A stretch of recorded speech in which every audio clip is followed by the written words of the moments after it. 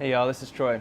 So I was thinking the other day about this time when I was down in the South Padre Island area and I was helping film a video for a boat company. And so I was working for this guy named Michael Jones. He's an awesome guy. And we were working on this boat commercial, and so we went out to this pier, and it was right next to a restaurant on the water there.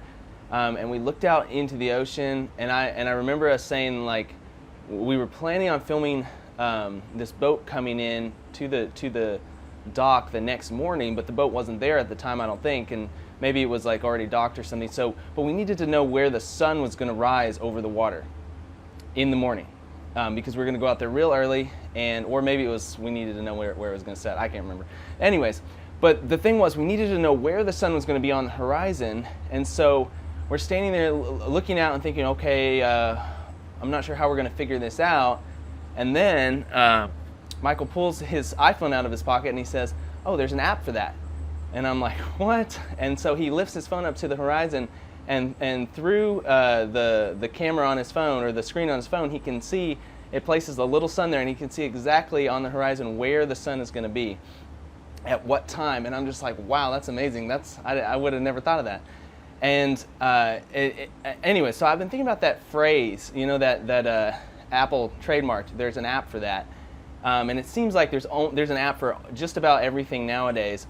But it also made me think of the fact that when it comes to grace, I think sometimes it's easy to assume, well, God has grace for this area of my life because I did something that wasn't so bad, or maybe there's grace for this thing in my past because I've repented of it several times, or maybe it's because I've done all these good things up to this point. But the way that grace works, there's nothing that we can do.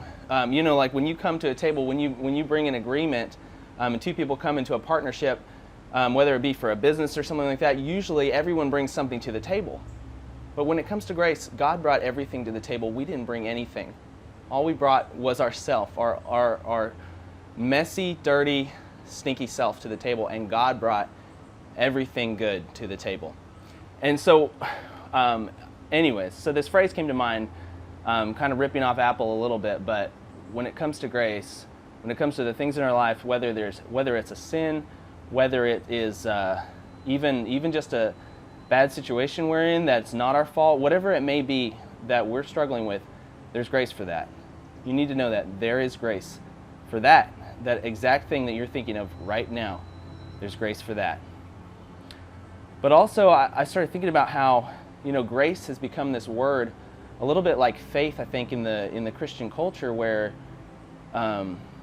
we don't always necessarily define it the way that the Bible defines it, because you see grace, like the word grace, in like a swirly font written all over everything, like all you need is grace is enough, all these things. But at the same time, if we're not going back to the Word of God and defining it properly by His Word, and we're not utilizing it properly through His Word, then the truth of the matter is we're actually missing grace, which is a very sad thing.